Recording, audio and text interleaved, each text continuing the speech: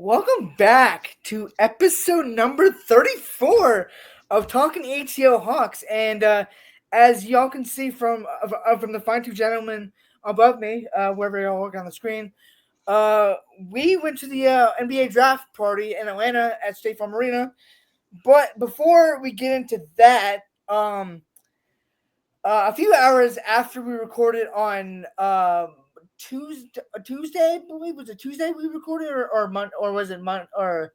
It was Tuesday. We recorded It the was day two, before yeah, the draft. Okay, yes. Yeah. Okay, yeah. So a few hours after we recorded on Tuesday, there was a three-way trade that went down, and so it was just our luck that the trade happened after we recorded. So we had to wait a week to about a week to talk about it. But it involved the Atlanta Hawks, of course, the Brooklyn Nets, and the Boston Celtics. Whereas it's not official yet. We have to say this, it's not official yet. And it will not be official until a few days into July, I believe. I don't know the exact day. Because that's when the official the new season officially begins. Yeah. It's someday in July. Where, It's like the first week in July.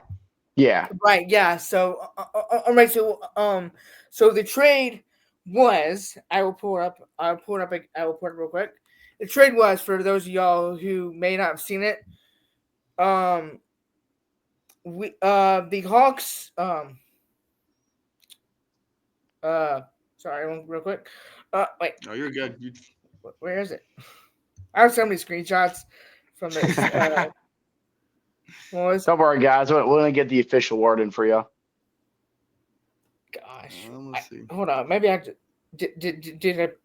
Okay, I'm trying to figure out how to do something myself because I'm trying to showcase something actually. Well, while he's pulling it up, I'm just going to go ahead and but to let you know, kind of what to get into today. Of course, first we're going to talk about this trade that went down, and then right afterwards, we're going to get into what was an insane NBA draft 2025, especially in the first round. Joyner's going to hit us up with the official trade details.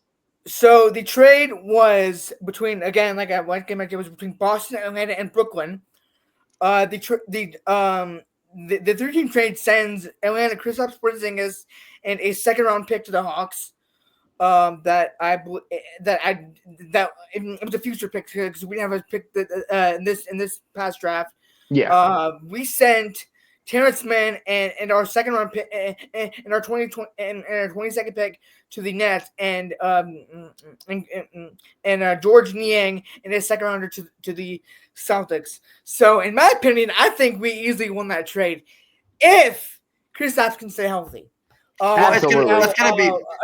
No, I called Chase as soon as this thing happened because I had to call someone. And Andrew, you were working, so Andrew, I want to get your thoughts on this trade. I know we talked about it while we were at the draft, but just for the fans of the pod, tell us your reaction to this trade and how it could fit well with Atlanta. I absolutely love it. I couldn't be any more static. I saw this. I was working a night shift on Tuesday, so when I saw when I saw the y'all's group chat going crazy, the first thing that I see is Porzingis is a Hawk, or one of y'all says something like that, and I was like, Kristaps? I was like, that can't be true. I click Instagram, and sure enough, it's the first thing I see. I was ecstatic, and this kind of aligns with my thought process on Clint Capella as we were recording episodes towards the end of the year. I was kind of fantasizing the idea of the Hawks moving on from Clint Capella because his rebounding progression over the last 3 years has digressed since he's had that incredible 2022 season, and his interior defense has grown very, very weak. He's getting blown by a lot of the top guards in the league, and he's just not a sustainable presence inside the paint. So I always kind of flaunted the idea of us moving on from Capella, and then soon enough we heard that the Hawks were not re-signing Capella, that he was going elsewhere, or that we were even going to give him a player option. So we knew he was out the window. So the next thing for our new GM to do, can't remember his name, Salia or something like that. I got to figure out how to pronounce his name. Yeah, I got to figure out how to pronounce his name properly. But GM stepped into to the front office and got down to business immediately, dealt that deal to Boston, which I know it's a 3-team trade, but in my opinion, what we gave up to receive Kristaps Porzingis was little to nothing. I mean, don't get me wrong. Gorgeous Niang, second half of the season, the down ladder of that swing since he put on the Hawks jersey was incredible. He had a lot of good heat checks. He was a good catch and shoot shooter, definitely good contested shooter. So he was a fun guy to have around. He brought that energy. But listen, I don't think you could have sat and put in front of me a better replacement for Kristaps Porzingis, because when he is healthy, he is one of the top rebounders in the Eastern Conference. And when he is healthy, he is one of the best rim protectors in the Eastern Conference. And that all has to do with this insane athleticism, his and quick vertical. Big man shooting. Like Exactly. He can shoot the right side of the ball. Yeah, he's got that quick vertical. He's got that large wingspan, which allows him to elevate with a lot of the big men when they go up to attack the rim. And like you said, Jordan, he's got the pull-up range, kind of similar to what Karl-Anthony Towns did in New York this year. And he's got a quick release, and he's got that height advantage on everybody. So it's not like any wing guards can get up and contest a shot. And he's good in the post. It's just, but you said it, Jordan. It's this upcoming season, you look at the roster for face value, you look at the bench depth that we have, it's got the ingredients for a 50-win season. And I don't think that's far-fetched to say. But it's all going to lie on where the chips fall, how the cards fold. Is Kristaps going to stay healthy?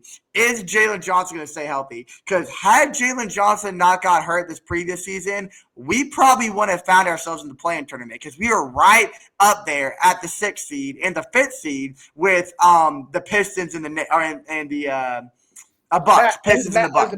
It was the Magic, the Heat, and the it was Magic, the Heat, and someone else. And I would even say that even when Capella, towards the end of the year, about the 20 games left of the season, when he got ruled out for the season, I'm even willing to say that if that injury never happened, I would think we would be at least a 7th seed ahead of 7th seed was Orlando. I think it would have been ahead of Orlando in the play-in tournament and hosting both rounds of the play-in if Capella never got his injury, because I know our defense wasn't the strongest with Clint Capella, but the hit it took after Capella's injury, I mean, that was no big man presence in the paint whatsoever, outside of Nneka Okongwu, of course. I know we had Mo Gay to help, but Mo Gay was a rookie. He hasn't really flourished into the true defensive presence that he was in college, so that wasn't much help, and it was just a mess. So, but like to your point, Andrew, with Jalen Johnson, with Clint Capella being rolled out, Hawks season just took a massive hit. And like you said, I mean, we don't want to avoid the same type of consequences if we did reach another injury with, let's say, God forbid this happens, Kristaps does get injured next year. We don't get to use him like we hoped we would. Now, the thing is, if you want, like you mentioned, Andrew, how good Kristaps is when he is healthy, if you really want to get a full picture of that, go back to when the Boston Celtics won the NBA championship. I know everybody likes to say Jason Tatum, Jaylen Brown, Derek White, Pritchard. They all played a big part of winning the finals, which they definitely did. But people seem to leave out Kristaps Porzingis out of the picture, and he was a massive reason the Celtics won the NBA Finals that year. Because you got to remember, that was a front court ruled by Jason Tatum and Jaylen Brown. They were the two at top. But then you had Al Horford, who uses veteran presence in the paint. But Kristaps, man, on the defensive end, nobody was scoring inside on that man. And people forget that just because he's a big, don't think that means he can't make plays. He was a great playmaker as well. He was a great pick and roll guy. He read screens very well. He knew exactly where he was supposed to be on the court during different scenarios. And that's just veteran leadership in terms of, going hand in hand with veteran skill. And that's the type of guy we are praying the Hawks will get next year. And we definitely can if he can stay healthy. So though this looks like a very big hit for the Atlanta Hawks, it is only a hit if things turn out right, and that all relies on Kristaps' health. So I'm hoping that the physical trainers we have on staff, the nutritionists, will do everything they can throughout this offseason to keep him healthy, to get him to 100% when the season starts, and to get him to stay 100% all 82 games. Yeah, 100%. I agree with what y'all are saying. But yeah, like great pickup for the Hawks. It's tough to see that Terrence Mann and George Niang, who were great for our bench, had to go. But, Niang. Yeah, it's a business. So, but another thing that I kind of like Saleh did with this Porzingis trade is he understands the Hawks' weak points, and I mean it's been evident for the last 5 years, but he's really taken a deep dive on it, and he hasn't even been in office for a whole 2 months yet. And he understands like that the Hawks need a good shot blocker to kind of help anchor this defense. And Atlanta over the last few years has tried to build a team with long, talented defenders around Trae Young. And I feel like Kristaps could be the final piece to that checkerboard because the Hawks already have Dyson Daniels. We all know the miraculous defensive performance he put on last season. Great barrier thief. Exactly. Jalen Johnson's a solid defender. Zachary Richese displayed some good defensive points. Center all those guys around Trae Young to protect him on the perimeter. And Porzingis being one of the longest players in the league, like I said, with that 7'6" wingspan. And because Atlanta, I think what Saleh's trying to say with this trade is that Atlanta is seeing the opportunity in the Eastern Conference because the door is wide open now that Jason Tatum, Tyrese Halliburton, and Damian Lillard might not be in the season because they're recovering from that Achilles tear. The Eastern Conference has blown wide open. And yes, Porzingis, he's entering his 30s this upcoming season, and he's on like that expiring $30 million contract that the Celtics had on him. But the Hawks already had the number 13 pick, which we're going to get into that later. And that freed them with the opportunity to get whoever they wanted to fill their biggest need. Because Porzingis isn't the most reliable player, not because of his skill set, but because of his health concerns. But when he's available, he's pretty good. But because Atlanta made that trade before the draft, they had the opportunity to go out and gamble on any player they wanted to because they had that as a little bit of a backboard for them. I also do want to say that I do think that the Celtics kind of benefited from this trade more than what people think because they kind of needed to let go of that contract, and they only got Gorgeous Niang for $8 million. So, I mean. And you also have to remember that this was a player they kind of had to let go of. I mean, I know they kind of put themselves at a little bit of a question mark when it comes to big men because, I mean, they still have Al Horford. I mean, that man's a fossil at this point. So he's just not as athletic and physical as he used to be, and they understand that. But Gorgeous Niang, I mean, with the losses of Kristaps now, Jason Tatum out for the year. One thing they're definitely going to need this upcoming season is bench depth. We saw coming off the Atlanta Hawks bench this year how big of an asset Bang Bang Niang can be coming off of the bench, and that's now what the Celtics have. But Andrew, I do kind of want to bring up a point, and I want John and your thought on this as well, because this is something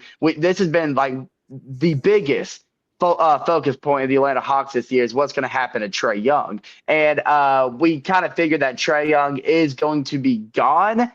If not entering next year, then at the All-Star break. It's either going to be a trade now or a trade later, but we're not just going to let him walk at the end of the year.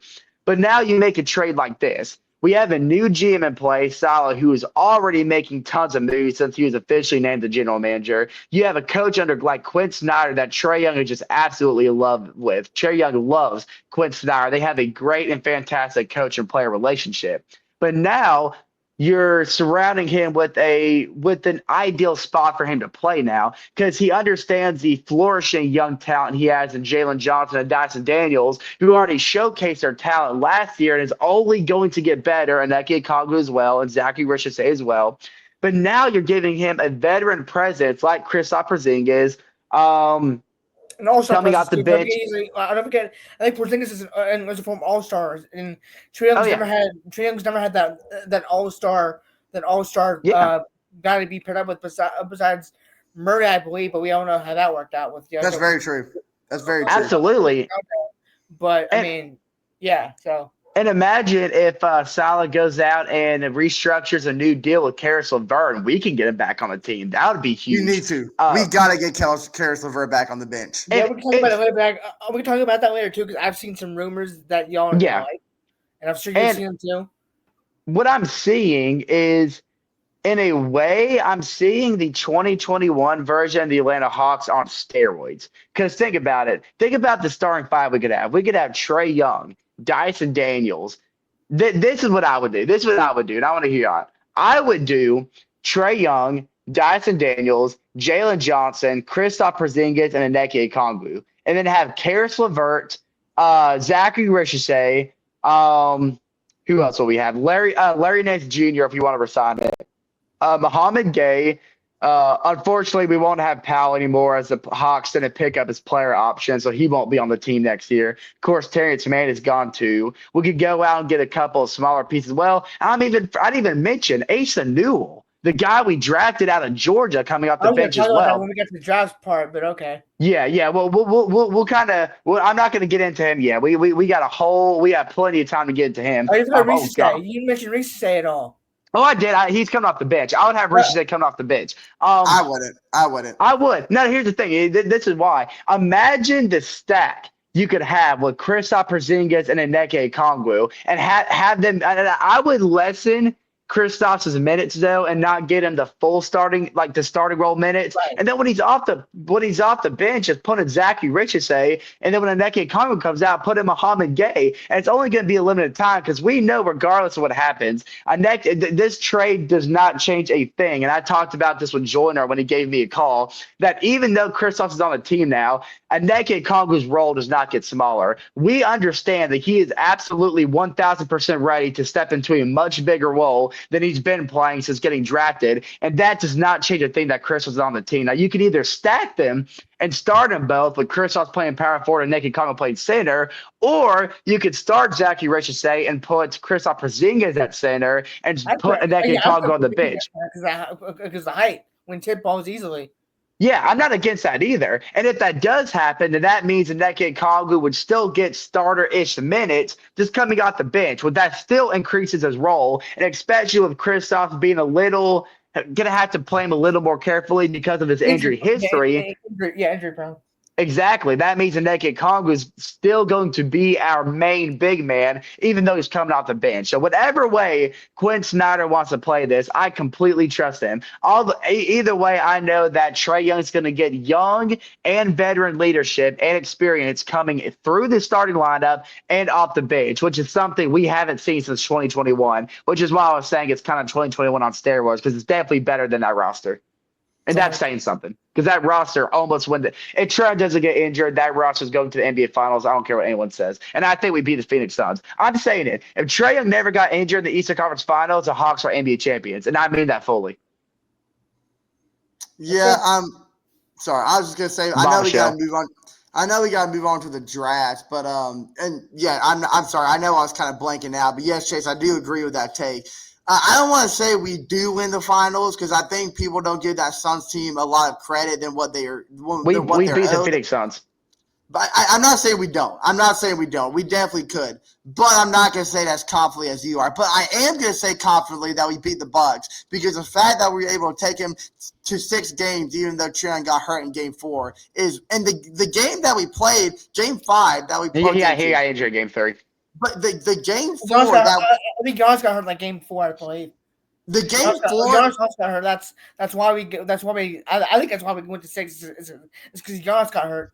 Game 4 that we played without Trae Young, though, was one of the best collective team efforts I've seen. Absolutely. In that entire season, especially from Clint Capella. That is one thing I'll say. I know I hate on him a lot, but Clint Capella in that Game 4 of the 21 Eastern Conference Finals was simply incredible. Probably one of the best games he's ever had in his career, capped off by that behind the backboard fader that he hit out of bounds, which was ridiculous. But Bogdanovich still had a huge performance.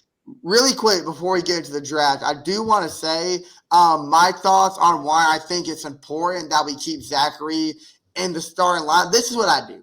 I'd have Trae Young and Dyson at the guard. My 2 forwards are Zachary and Jalen Johnson, and then I had Clint Capella. Kristaps at the center position, and having Clint Capella already. I know, and having Okongwu still getting starting minutes off the bench. But here's the thing. So Zachary in his rookie season, he displayed a lot of good, solid defensive performances for a 19-year-old, especially. And outside of his 33-point game outburst against the Knicks, it kind of seemed like that Zachary was kind of taking a little scenic route in his rookie season to becoming a reliable offensive player because he shot only 28% in the first half of the season in his rookie year. And for a guy that attempted at least 4 threes in each game, he was really missing the mark. But in the second half of the season, after he missed 2 weeks from that strain that he had back in January, he caught fire in the final 36 games where he averaged 15, 4, and 2. And he had shooting splits that ranged from 51, 42, 71, accounting from those stats. And he won Rookie of the Month in both February and March and really climbed the ladder to that potential Rookie of the Year award. And he became one of the most efficient high-volume shooters amongst the rookies in the league. And his three-point percentage went in the first half of the season was 28 and spiked to 42% in the last 3 months of basketball. And amongst all those impressive outings over the stretch where he scored multiple 30-point games and had several very efficient nights from the field, it kind of just feels like that his impressive efficiency, you don't want to deteriorate that from a guy that young. And I think if you put him on the bench and limit the amount of shots that he takes, he's a high-volume shooter. He's going to take the shots when he can get them. And I'm just afraid that if we throw him on the bench after seeing how he ended the season, we risk the idea of deteriorating that a little bit. And I don't want to put a cap or I don't want to put a ceiling on this guy's sky right now because the sky's the limit. And I want to see how much he can elevate his game from his rookie season to his sophomore season before he make the immediate call that we've got to put him on the bench. That's just my only concerns and my thought process as to why I think we should start him. But I digress. I know we've got to get into the draft, and I'll let Joyner take over this. Yeah, so like I was saying earlier, we last week we did record the podcast the day before the draft. We each did our own little mock drafts, and we'll get into that a little bit as well. Just see where y'all's minds were. I'll talk about these prospects and like who you thought that the Hawks would take. So come draft night was fun. We each got our own draft hats, which I don't have mine on. I'll wear mine next week, I promise. But they are pretty sick. They had two for us to choose from. Like the white ones, like y'all are wearing, and that I have. And they had these nice red ones too. Yeah. But getting into the draft, we went into the draft with the 13th pick because of the KP trade. We only had. I'm sorry. I just want to showcase this picture too. By the way, can y'all see the picture? Is that showing up? Yeah, we can. Just make sure you don't show anything that's gonna get us copyrighted. Yeah, we don't want to go through this again. Wait, no. Okay, I'm showing a picture right now. Can y'all not see it? I'm seeing Google. Your Google screen. Okay, I'm sorry. I was trying to show the picture that the guy took on draft night, but for some reason it's not showing up on y'all's screen. I had it pulled up on my screen, but it's not showing up on y'all's screen. If y'all follow the Instagram, we did put it on the Instagram story. Oh yeah, for sure. If y'all follow like Instagram, it's the exact same thing as our there we go. You can't really see it that well. That's such a tough picture, dude. Yeah, that's such a tough picture. Getting into getting into the draft, we went in with the 13th pick. There was only pick because the Kristaps trade. Our 22nd pick now went to Brooklyn. So the draft went like as we all sort of predicted, except there was a few guys that went like early that we were just blown away by, like Igor Demon. I thought he went like kind of early. Same with that Chinese dude to Portland. Yeah. Young Hansen, whatever his name is. Even H. Bailey to the Jazz, I thought was a little interesting. Yeah. That's for some. Especially because like he thought he could dictate where he wanted to go, but it's the NBA draft, buddy. Like you go where you go, and you don't participate unless you're Eli Manning or something like that. Yeah. But So coming up to around the 12th pick, we heard of, or I think it was Andrew heard a fan, or you, Chase, heard a fan say that we traded a pick, and we just felt like bummed out at first until we saw until we saw what it was for, and so we traded back 10 spots to the 23rd pick with New Orleans, and so we got the 23rd pick and a future swap, I believe it was. Well, Yeah. we got the draft rights to an unprotected first round pick that's shared between Milwaukee and New Orleans. And whichever one of those unprotected picks had the highest pick, we get the rights to it. So if Milwaukee or New Orleans had wind up with a top 10 or top 5 pick, because it's unprotected right now, and unprotected just means because we don't know how they're going to finish the season. So we don't know if it's going to be a first rounder or not. But if they fall and get the 10th pick, a top 10 pick in next year's draft, we get the rights to it. So we could get Asa Newell, which is what we got in the draft, and the rights to a top 10 pick next year. So this pick could work out flawlessly. Yeah, so talking about our pick. So we drafted Asa Newell, as we've mentioned before. I was happy. That's who I wanted. That's who I mocked.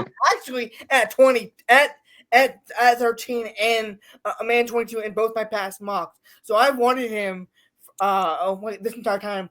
So we kept the Georgia boy. He's staying home in Atlanta. And something else that I mocked was a trade. I didn't get exactly right. Brother. I mocked a team trading into the first round, which it was the Sacramento Kings. So I originally mocked them trading with the Brooklyn Nets, because the Nets had like 5 first round picks going into that draft, and they pretty much used all of them except for one, I think. I think they traded one of their draft picks, but so OKC traded their what pick did they trade? It was one of their late picks that they traded. 25th, 24th. Yeah, so OKC traded their 25th pick to Sacramento. I don't know the entire trade details. I'm not gonna pull it. I'm not gonna scroll through jobs because I don't. They're not that vital. They're not that vital. Not all that down because this isn't a Sacramento Kings podcast. This is a Hawks podcast. Yeah, tell them, boy. But yeah, the crazy thing is, I mocked a team trading into the first round. I don't know how rare that is for that to happen, or someone to mock that, but that's insane. That was wild. I was probably more hyper that than I was getting Asa Newell, and I almost cried when we drafted Asa Newell. Dude, the moment at State Farm Arena when we drafted the hometown kid was simply incredible. And I think this is one thing I gotta say. This is the one thing I gotta say about the draft, and I think it has a lot to do that, let's face it, when you go to any sporting event or any gathering, you're gonna have some casuals walk in and not really be fully aware of what's going on. They just support the team and they're gonna be there for the vibe. And shout out to 92.9's The Game's finest, Dylan Matthews. We've had some interactions with him. He's came to our campus at West Georgia for some media day events, and he was up there on the stage with others like Bob Rathburn to kind of help run this show or whatever. And he was the supposed eyes and ears for all the Hawks fans out there. So anytime something went down involving the Atlanta Hawks, he'd update everybody on what's going on. So the 13th pick rolls around. We trade to New Orleans, but because it can't be finalized until the first week of July, the draft board on the broadcast had the Hawks still drafting at 13, even though for those who knew what were going on understood that whoever we drafted was going to New Orleans. Well, about 70% of the people in attendance did not understand that. So when Queen was drafted to the Hawks to get to New Orleans, everyone was losing their mind like we just got Queen. And, of course, we're just sitting there and there are some other people around us that understood what was going on. And we were like, no, you got to understand, this is not our guy. And it's like people were just there to see the Hawks pick. So after that, people start filing out. And here comes Dylan Matthews on the mic like, hey, just so y'all know, that ain't our boy. Queen does not belong to us. We're shipping him to New Orleans once the first week of July hits. And, what people left still, whatever. But the true people that stayed, like us, once Asa Newell was drafted, it was like the roof came off the stadium, man. Everybody was hyped. Everyone was dabbing each other up. It was an awesome moment. And look, this is my thing. This is my I have a quote pulled up by the Hawks GM, Sala or Salu. I got to figure out how to pronounce his name. I'm sorry, guys, but this was his first quote on here, and I'll even pull it up on my screen here so y'all guys can see what I'm seeing. This screen right here. Okay, y'all guys can see it. Yes. Yes, this is what he says. This is his diagnosis on Asa Newell when he was drafted. He says, Asa is unbelievable. With where the league is going, people with size and athleticism like that just make sense. And he's alluding to guys like Anthony Edwards and players like him that's been drafted before him. He's a great screener, great human being, a ridiculous athlete, and a really smart player too. He's an unbelievable competitor and does things that impact winning. And if we scroll down here, we can highlight his stats for all 33 games that he started at the University of Georgia, where he averaged 15.4, 6.9, 1 steal, and 1 block in 29 minutes. And he shot 54%, which give it a lot of his shots were at the rim. He's a good rim attacker.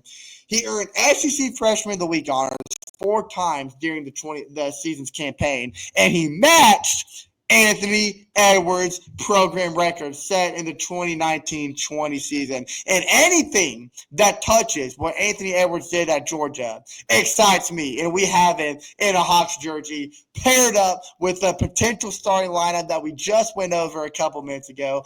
I am freaking stoked.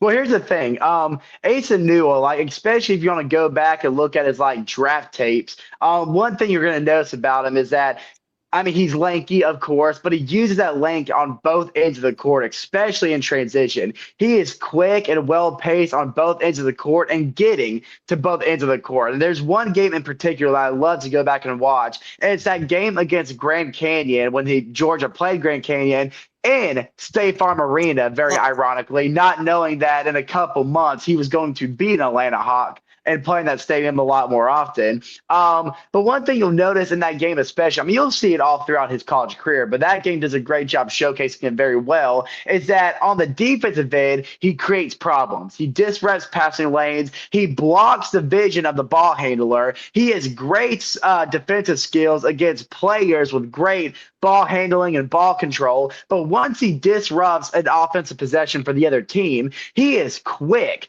to go down the other end and make an impact offensively. So he could get a steal, which he averages a steal a game. He can win the ball and then quickly get it to the other end of the court and either make a great transition play or just take it all the way himself, because his length, he uses it very greatly. And I'm sorry, I'm going to try to reword that. He uses his length and wingspan very well to make problems inside the paint. He's a great contact finisher.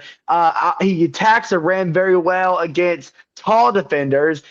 He's played very physical teams against Auburn, Alabama, Florida, where they had players like Condon inside the paint for Florida specifically. And even then, he made great finishes under contact against those great imposing defenders. So that's something he's obviously going to see all the time in the NBA, especially in our division with Bam Adebayo, Al Horford too, Wendell Carter Jr., just to name a few. So, that's just going to be a huge aspect that the Atlanta Hawks can add to their team. And I believe 1,000% that we're going to get into elevate his game at a higher and NBA style level a lot quicker than people think. I can guarantee you, take a look at how he plays his rookie year. When he gets that veteran leadership behind the players he's going to play around. It's actually Kristaps Porzingis. Kristaps Porzingis is a perfect guy for Asa Newell to play behind. And to see what he's going to be able to learn under a guy like Kristaps, just look how much his game is going to elevate heading into the sophomore season. It is going to be unbelievable, and I cannot wait for it. He's going to be a massive franchise player for the Atlanta Hawks, and I 1,000% believe that. Jordan, what do you think? What do you think on Asa? I mean, like I said, like I mocked him. I mocked him to Atlanta multiple times. I love keeping these homegrown guys, and like we've said before, like the greatest Atlanta Hawk to ever do it came from the University of Georgia, and Dominic Wilkins. So I'm not saying he's got Dominic Wilkins potential, but you never know. He is a forward. He is a forward. Asa, we're not putting that much pressure on you to be as great as Dominic Wilkins, but we wouldn't mind it either. Hey, being the first Bulldog since Dominic to be drafted, why not kind of put the two side by side? Drafted to Atlanta, because that's what I mean.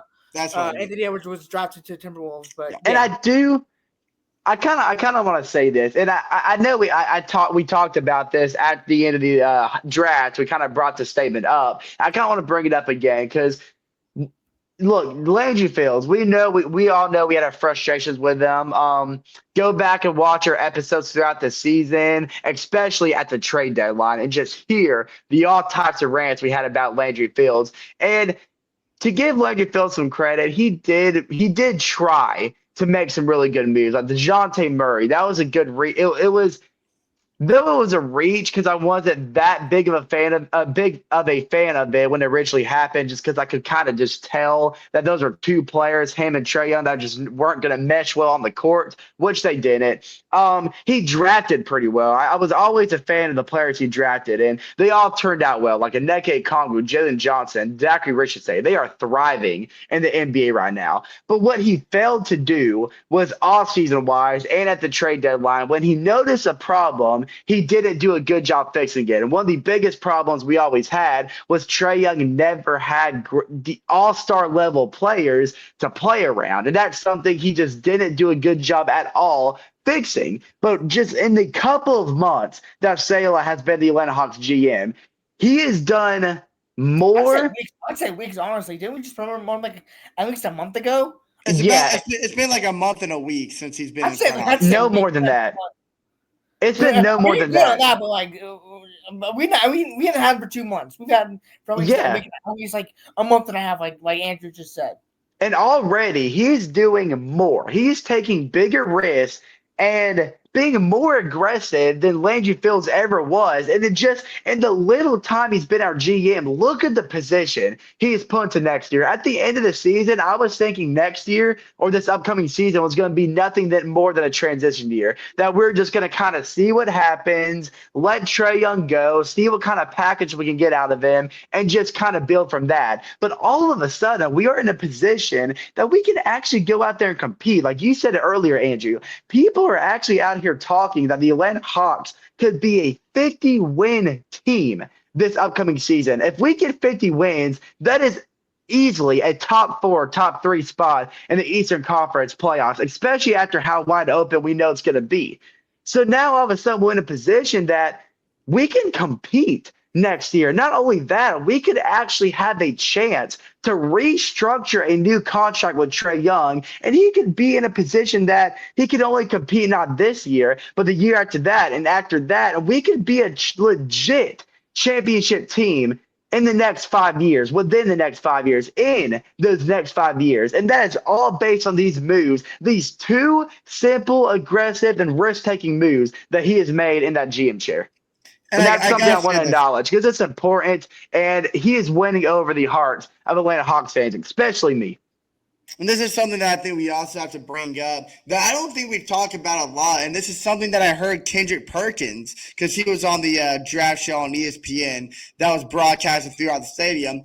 And this is something that he talked about a lot when the Hawks were on the clock and before they made their pick is they get a guy like Asa Newell. You saw Zachary's development over the last 3 months of last season. We know the star potential that Jalen Johnson has, and we know the star that Trae Young already is. And now you get Kristaps Porzingis into the mix. You have a chance to restructure the depth on the bench if you re-sign guys like Karis LeVert. We have Muhammad Gay there. We have Keontae last name. Why am I blanking on his last name? Skyhawks guy. Come on, help me out here. Keegan Wallace. Keenan Not Wallace, Keenan yeah. Wallace. Not Keenan Wallace. Not Powell, but Plowden? That's OKC guy. No. Darkel Joyner, my last name guy.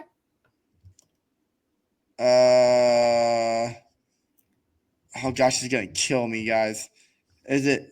I feel like we've named them all. Is it not Darkel? No, it's maybe it is Keaton Wallace. No, Keaton Wallace is not. Keenan Wallace is a guard. Yeah, it's Keaton Wallace. That's what I'm trying to think of. Okay. I was getting Keontae Johnson and Keaton Wallace mixed up. Keontae Johnson is the OKC guy. Keaton Wallace, yes, because he's been had great development moves right now at the College Park Skyhawks, and he's had a couple games in the NBA last season where he really, especially when Trae Young had some rest days, he missed a couple games. That game in Chicago, especially. Yeah, Keaton Wallace really stepped up to play and even dropped close 20-point games and was a good floor general, had some good playmaking abilities. So Kendrick Perkins was making this point. Yeah, you have this foundation set right now. You've already brought a guy like Chris Porzingis. Now you have Ace Anuo, who's showing flashes of what Anthony Edwards was showing at the University of Georgia. And you have the perfect coach and Quinn Snyder at the center of all this. Because you look at the foundation right now, and I don't know about you. You were talking about showing shades of 2021 Atlanta Hawks. I am seeing shades of 2021 Utah Jazz as well. And they had some deep playoff success. They made it all the way to the semifinals with the Quinn Snyder deal with the Utah Jazz in that same postseason. They lost that series to the LA Clippers, I believe, or maybe it was the other way around. I can't remember who won that series, but nonetheless, that was a team. And we even during COVID, that was a team where we saw Donovan Mitchell and Rudy Gobert. And I see those two guys, Donovan Mitchell, Rudy Gobert. And from a side-by-side point of view, I see Jalen Johnson and Kristaps Porzingis.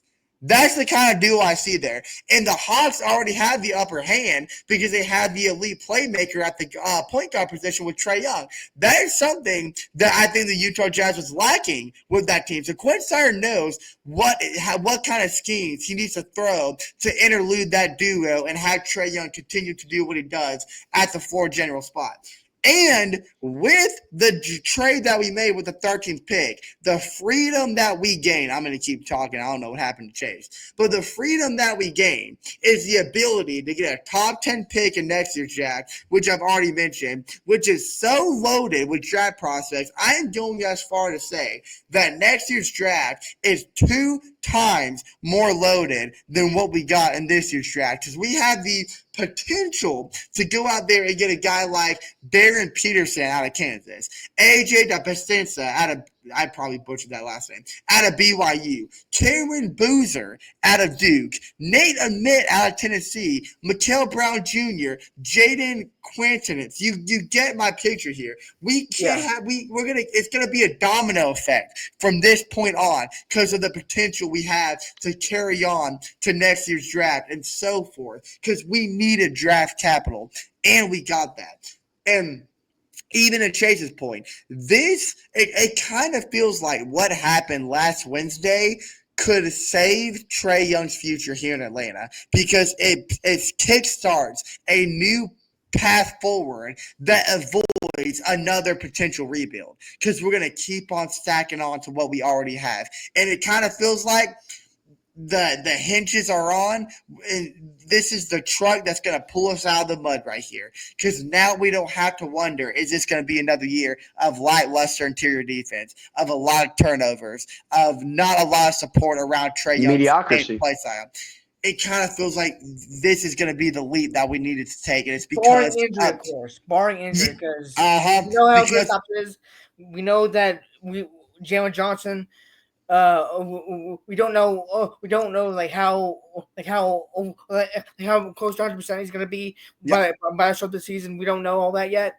We're hoping he's going to be just back to form how he was. But again, when injuries are scary like that, you just don't know. You just don't know.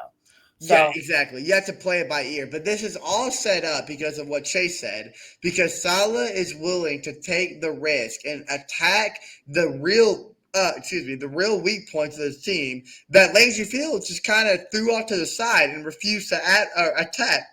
And really impressed with his work and not even 2 months in the office. Hey, I think now that we're kind of nearing the end of this episode, Jordan, I want to transition to you because you mentioned you had some stuff you want to talk about that you think what you say you think we've seen. I think I might have seen a couple. Something about Karis LeVert. Before we get to that, I do want to talk about some day two stuff, some day two draft stuff. Even though we didn't have a pick, we did pick up a notable guy. We picked up a guy by the name of Kobe Johnson, who is the brother of Jalen Johnson. Right. I did see that. I forgot. Yeah. I hope we at least sign to our G League team because that's pretty cool that we got his brother. I don't think he's gonna make the main roster. Just being an undrafted guy, that's probably not. Unless he breaks out like in our summer league games. Sure. But, you never know. But he was a three-time All Defensive Team member of a member of the Pac-12 / Big Ten. More defensive depth right there. Just adding on to what we already have defensively, which is something we need to continue to grow. Yes. We also signed Real Madrid's Eli John Nadie, and we got a Kentucky point guard, Lamont Butler. And they're both on two. All three of those guys are on two-way deals. Which I will say, Lamont Butler, really kind of pulled my heartstrings in that SEC tournament, and kind of really in the early stages of or the late stages of Kentucky's basketball season. So I honestly saw that as what could be a late draft steal by the Hawks. So I was actually kind of hyped. Well, it would have been a draft steal because it was an unsigned free agent. That's what I meant. I meant post draft steal. That's what I meant. Not late. An undrafted signee is what I meant to say. But I want to. Like you said, Jordan, we never know which of these players could pop out in the summer league, and the summer league matters. How you play in the summer league matters. Look at last year's summer league when names like Keaton Wallace, Powell, Muhammad Gay come out of nowhere, and because of what they did in the summer league and that they continue to showcase that talent in the G League system, they made the NBA roster and made huge impact. You talked about Keaton Wallace a lot last year and already this episode. Powell as well, even though he's not on the team anymore. Muhammad Gay, who's going to take a bigger role next year. So, if these players and these undrafted free agents can come out here and they can ball out in the summer league and continue to elevate that talent in the next G League level, if we continue to take them to the G League, and they could turn out to sneak into a roster spot later in the year and make an impact just like the guys before them did.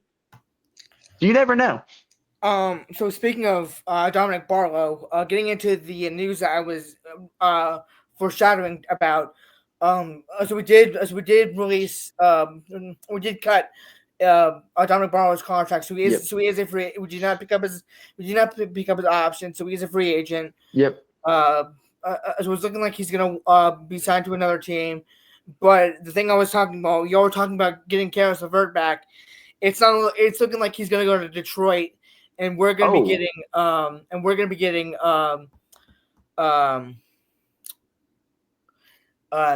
we're in the lead to get Nikhil Alexander Walker, which I was telling you guys about during the draft, about like what are your thoughts about him. But you said really quick. You said Detroit was the front runner to get Karis LeVert, which is interesting because not saying Malik Beasley and Karis LeVert are on the same level, but Malik Beasley is currently, as of today, undergoing investigation. This guy. I do mean that guy, and yes, he can't see it well, but it's the photo of when Trae Young hit that game winner, and he stepped over Malik Beasley. And I absolutely love that moment, of course, because it's my team, it's my boy Trae Young, but he's also my former Florida State Seminole, so it's kind of a bittersweet moment. And can we talk about how ridiculous, by the way, the suspension even is? I didn't even get to the suspension yet. He's suspended. I don't even. Yeah, that's I when I heard that he was under like investigation. I didn't know he was officially suspended yet. So take us into that if you don't yeah, mind.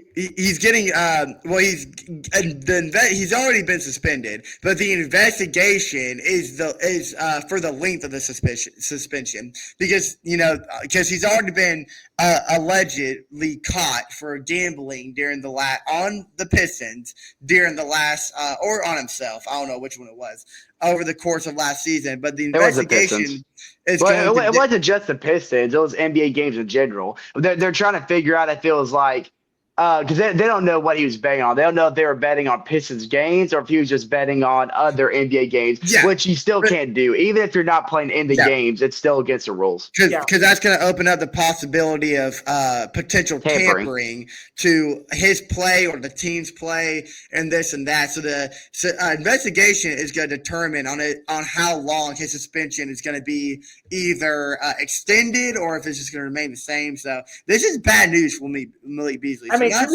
to be fair, he did sort of fumble that ball away against the Knicks in that Pistons Knicks playoff series. So he did do that. So there is evidence there. Also, wasn't it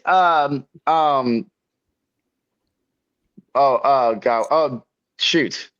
Yes, it was. Why am I blanking on his name?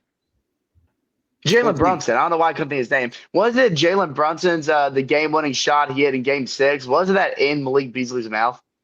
That was Malik Beasley, right? Was that Malik Beasley? Let me look. I can't remember. Let me look. I'm pretty sure it was Malik Beasley. So I think I made a comment about that after he hit that shot. I could be wrong though. I'm gonna have to fact check that. But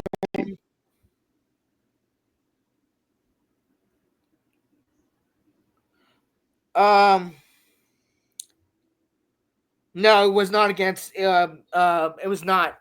It was against Asar Thompson. Okay. But sorry, Jordan, you can progress into what you're gonna say. I just had to. But yeah, no. So it's looking like Karis LeVert is gonna sign with the Pistons. To give them a bit more shooting because I saw some stuff about Luke Kennard as well. I don't know if they're gonna bring him back or not. But if they don't bring him back, I say Atlanta signs him because he can shoot the light out of the ball. Yes, he can.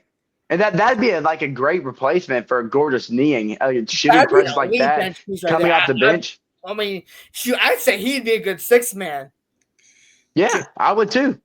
Can I say this, by the way? I don't know. I know this is getting really off topic, but I was sitting here kind of thinking about the whole thing that happened with Ace Bailey, and I just kind of want to say that. I know just before we wrap up this episode, I think it's important that we talk about what happened to Ace Bailey because there's a ton of speculation about how Ace Bailey, after he finished the season with Rutgers, was trying to find his way to either Brooklyn or Washington to start his career. Those are the two teams that he really tried to make an impression on. And he definitely did not want to land with the Jazz.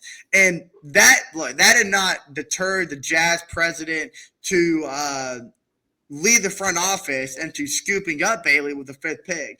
And that's kind of where we quickly found out that there wasn't a trade in works and that they were really bought on Ace Bailey. And look, he goes up there to the podium, shakes Adam Silver's hand, and just kind of does this.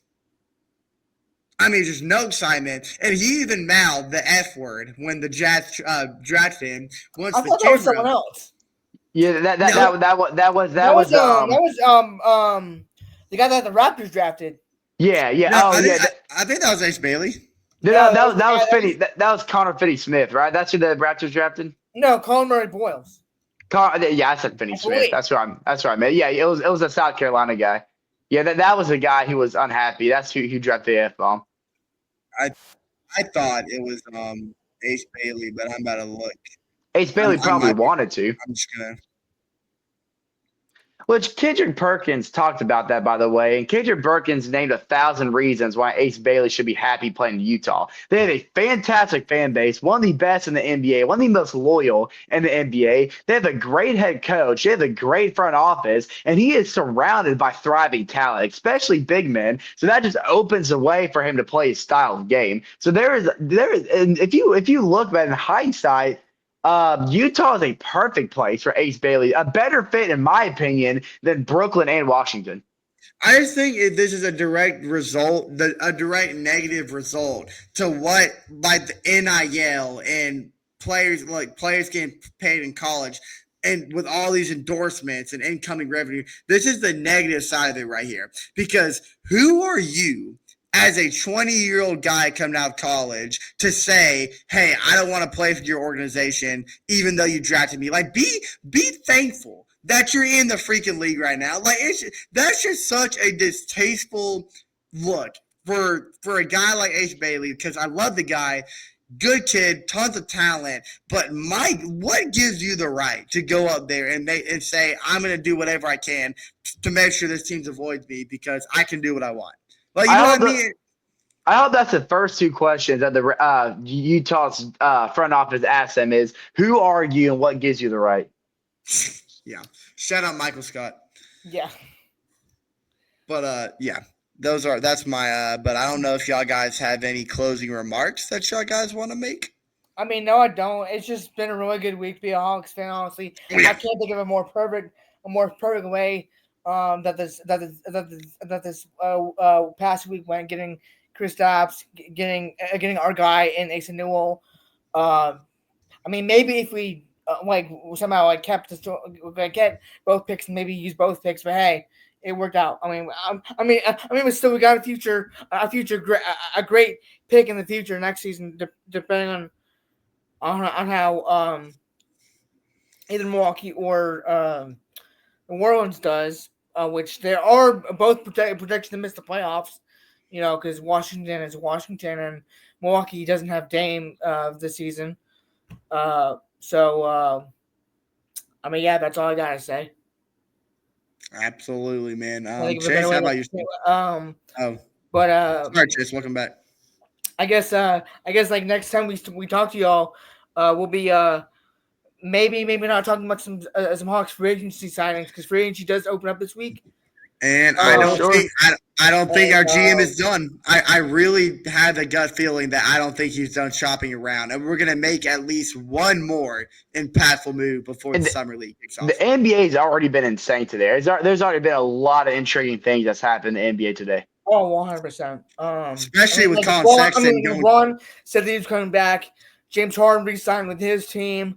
Colin Sexton went to Charlotte. Yeah. Yes. I thought that was I thought like Charlotte fleeced the heck out of I agree. Utah. I agree. Utah didn't need Colin Sexton anyway, and I know, Joyner, you talked about that a little bit during the draft. But they could have gotten a lot more than what they did for Colin Sexton. So absolutely, it was a fleece. Yeah. But hey, if y'all guys don't have, there's been a lot of fleece so far. I must say, I've seen a lot of fleece. Yes. Yeah, but we fleeced two teams in a matter of a week. Yeah, we did. With that being Boston, Brooklyn, and I would say we fleeced Brooklyn. I should say Boston, because we got KP from them for a second rounder and a bench piece. Yeah, Brooklyn was kind of just there. They got a nice piece in Terry Man. Yeah, and they got. I think didn't Boston give them a pick? Yeah, they got a second round pick too. No! They got our pick. Our pick, yes, they did. They did, yeah. I mean, so really, we just gave them a second round. No, we gave Boston like a second rounder and Niang, and we gave Brooklyn Terrence Mann and our first rounder. So really, Brooklyn got the better end of guys of people leaving our got the better end of us. So really, Brooklyn got the better end of us, honestly. But as if Brooklyn, we won the trade regardless. As if Brooklyn didn't have enough draft picks anyway. Yeah, exactly. Yeah, and they didn't use them all. Like, they traded one of their picks away. So yeah. I mean, I don't know how you won't at least use that as trade capital. Yeah, we expected that. But, you guys don't have anything else to say, I'm good. No, I mean, like I said, we'll hopefully next week we'll have some Hawks free agency signings to talk about. But if not, we'll still talk about some like major NBA in general free agency signings to talk about. Whether it's like a Hawks guy being signed somewhere else or not. But yeah, And look, if you next time you see me, don't be alarmed. I'm gonna have braces, so yeah. I might sound and look a little bit different, but it's a necessary procedure for ya boy. I don't want to have crooked teeth come next season when we go to some Hawks games. So 100%, yeah, man, Don't want it's that. necessary, but you gotta do what you gotta do. It's life, man. All right, but Joyner, if you want to send us home, be my guest. Well, this has been another fantastic episode of Talking ATL Hawks. Thank you guys for listening, and we will see you guys next Sunday. Cuckoo!